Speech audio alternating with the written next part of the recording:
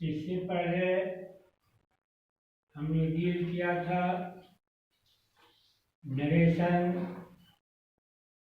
Direct into indirect, उसका पूरा rule regulations को बताया और नोट भी कराया था।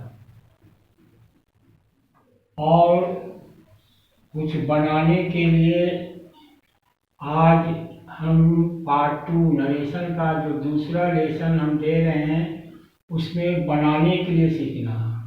उसमें हम सभी को बताया था सेंटेंस 5 होते हैं, एक असर्टिव, दूसरा इंट्रोगेटिव, तीसरा इम्परेटिव, चौथा ऑप्टेटिव, पांचवा एक्सक्लेमेटिव। सभी सेंटेंस के बारी बारी से सीखेंगे। बड़ा चैप्टर है नरेशन। आज हम असर्टिव सेंटेंस को बनाएंगे। उसमें फिर रिमाइंड कर रहे हैं इतना, ये सब पहले लेसन में भी हम ये सब नोट करा चुके हैं, आज भी करा दिया इतना। असर्टिव सेंटेंस का नरेशन सीखने से पहले याद दिला रहे हैं, सेट को सेड रहे रिपोर्टिंग भाग में तो सेड ही रहने देंगे। सेट के बाद टू आए इसको बदल देंगे टोल्ड में। और एक असर्टिव सेंटेंस रहने पर कनेक्टिव दैट का प्रयोग करेंगे। अब क्या असर्टिव सेंटेंस भी बता दिया था, जिस रिपोर्टेड स्पीच में ये रिपोर्टिंग वर्ब हुआ, ये रिपोर्टेड स्पीच हुआ। इस रिपोर्टेड स्पीच में शुरू में एक सब्जेक्ट हो, उसके बाद वर्ब हो, आखिर में फुल स्टॉप हो, तो वैसे वाक्य को हम असर्टिव सेंटेंस कहते हैं। ये हमको मालूम हो गया कि I am to help you assertive sentence है। असर्टिव सेंटेंस रहने पर ही का ही सब्जेक्ट को द्विपक्षी रखेंगे। सेट को बदलना नहीं है, सेट का सेट ही होगा। ये इन्वर्टेड कॉमा की जगह पर डैट कनेक्टिव देंगे। डैट कनेक्टिव देने से रिपोर्टिंग भाग में रिपोर्ट स्पीच आके जुड़ जाता है, कनेक्ट कर दिया। डैट दे दिया। अब हर सेंटेंस में कनेक्टिव अलग होता है, लेकिन असर्टिव सेंटेंस में डैट दिया जाता है। डैट देने के बाद हमारा बताया हुआ है कि फर्स्ट पर्सन अगर सब्जेक्ट हो प्रोनाउन तो उसको सब्जेक्ट से बदलेंगे। रिपोर्टिंग वर्ब के सब्जेक्ट ही है सब्जेक्ट, आई को बदलो, फर्स्ट पर्सन है इसलिए आई को ही से बदलो। रूप है, ये भी पहला रूप है, ही भी पहला रूप का ही, आई की जगह ही होगी। अब जो भी वर्ब होगा प्रेजेंट में होगा तो उसको पास्ट कर देंगे। एम प्रेजेंट में उसको पास्ट करेंगे तो वाज हो जाएगा। अब टू के बाद जो वर्ब होगा उसको इन्फिनिटिव कहते हैं। इन्फिनिटिव अगर किसी वर्ब में टू लगा हो यानी इन्फिनिटिव हो तो वो वर्ब चेंज नहीं होगा। तो टू हेल्प हो गया। अब सेकंड पर्सन यू, यहाँ पे इसको देखेंगे कि सब्जेक्ट के रूप में है कि ऑब्जेक्ट के रूप में। वर्ब के बाद हो यू तो समझेंगे कि ऑब्जेक्ट रूप में है, तो इसको हम बदलेंगे ऑब्जेक्ट मी से।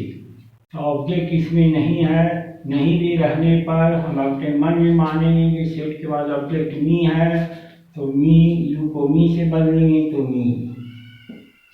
सेकंड पर्सन को यहाँ से बदलना, ऑब्जेक्ट नहीं भी रहे तो मन में मान लेंगे कि मी ऑब्जेक्ट है, इसलिए मी कहते हैं। इस तरह से ये डायरेक्ट स्पीच से इनडायरेक्ट हो गया। ये डायरेक्ट में क्वेश्चन होता है, बनाएंगे तो इनडायरेक्ट हो जाएगा। ये डायरेक्ट इनडायरेक्ट समझाया हुआ है, आज समझाने की जरूरत नहीं है। अब दूसरा को देखो, देख रहे हैं कि फिर ये रिपोर्टिंग वर्ड है तो सब्जेक्ट सी का सी रहा, सेट टू को हम टोल्ड कर दिया।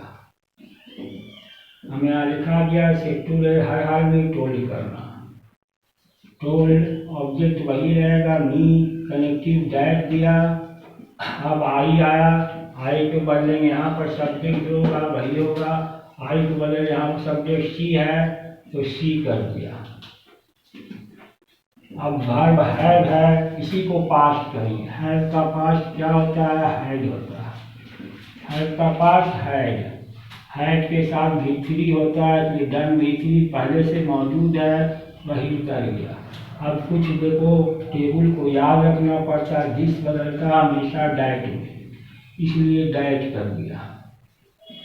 वर्क नॉन को नहीं पढ़ रहा था, वर्क नॉन है इम्पर्टेंट का। टीचर सेकंड को भी समझे कैसे हम चेंज किए, रूल ऑफ चेंज जो है बताया हुआ है, हम कैसे चेंज करेंगे। अब तीसरा नंबर क्वेश्चन देखते हैं। सब्जेक्ट दी बॉयज वही रह गया, C2 को टोल्ड कर दिया, सभी में एक ही काम करना है।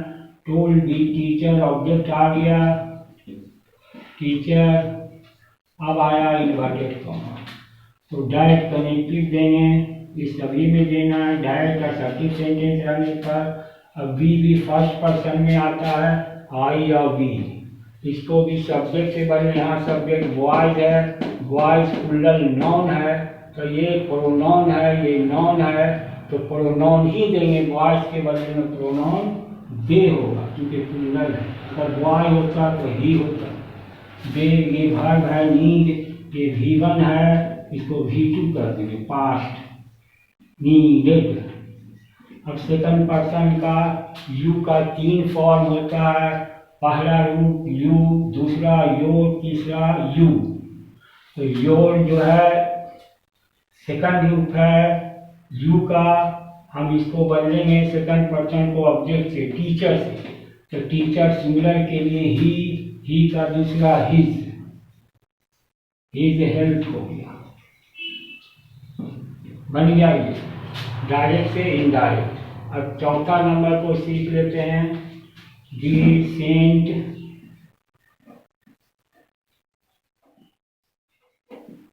सेड है, तो सेड ही रह गया, टू है नहीं इसलिए टोल्ड नहीं करेंगे, डायरेक्ट कनेक्टिव दे दिया। अब इस सेंटेंस तो असर्टिव है, लेकिन असर्टिव सेंटेंस में ये यूनिवर्सल ट्रूथ है। यूनिवर्सल ट्रूथ वह होता है जो हमेशा के लिए बात वही हो, कभी उसमें परिवर्तन की उम्मीद ना हो। हम कहें गॉड इज एवरीवेयर, ईश्वर हर एक जगह है। इसको हर आज से बहुत साल पहले भी यही बात थी, आज भी वही बात है, आने वाले समय भी यही बात है। तो ये यूनिवर्सल ट्रूथ हो गया, दुनिया इसको सत्य मानती है, वही यूनिवर्सल ब्रह्मांड पूरे दुनिया सत्य मानती है, गॉड इज एवरीवेयर, तो कोई चेंज नहीं करेंगे, गॉड इज एवरीवेयर। ये भी ख्याल रखेंगे, वहाँ सेंटेंस को देख के समझना होगा कि यूनिवर्सल ट्रूथ तो नहीं है, यूनिवर्सल ट्रूथ है नो चेंज।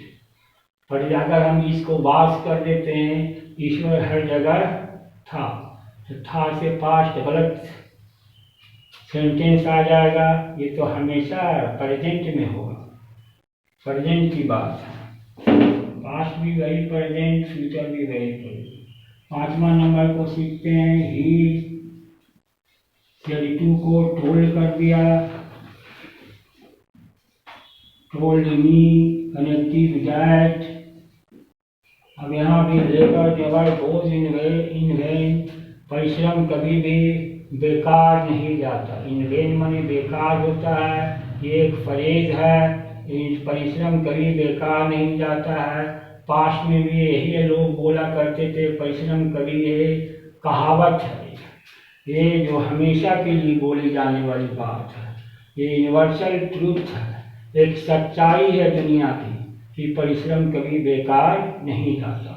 इसलिए हमको मालूम होना कर ये यूनिवर्सल ट्रूथ है कि जिन पर तुम उतार देंगे no change, labour never goes in vain, ये भी बन गया। अब आते हैं छठा नंबर, शी का शी रहा, टोल्ड मी दैट। अब ये यूनिवर्सल ट्रूथ नहीं है, इसका अर्थ हुआ मैंने तुम्हारी मदद की थी, तो हेल्प है, ये V2 है, जहाँ रिपोर्टेबिलिटी में वर्ब का दूसरा रूप हो, यानी पास्ट टेंस में हो, तो इसमें है लगा के V3 कर, ये भी याद दिला देते हैं। V1 बदल हो जाता V2, V2 हो जाता है ऐड प्लस V3। इधर आई को बदलेंगे C से, तो यहाँ C हो गया ऐड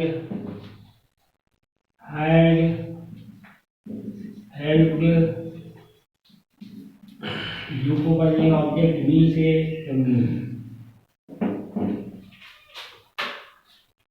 तो इस तरह से हम छः को बना करके हम समझा कैसे हम चेंज करें। अब हम कुछ टास्क दे देते हैं जिसको आपको बनाना है।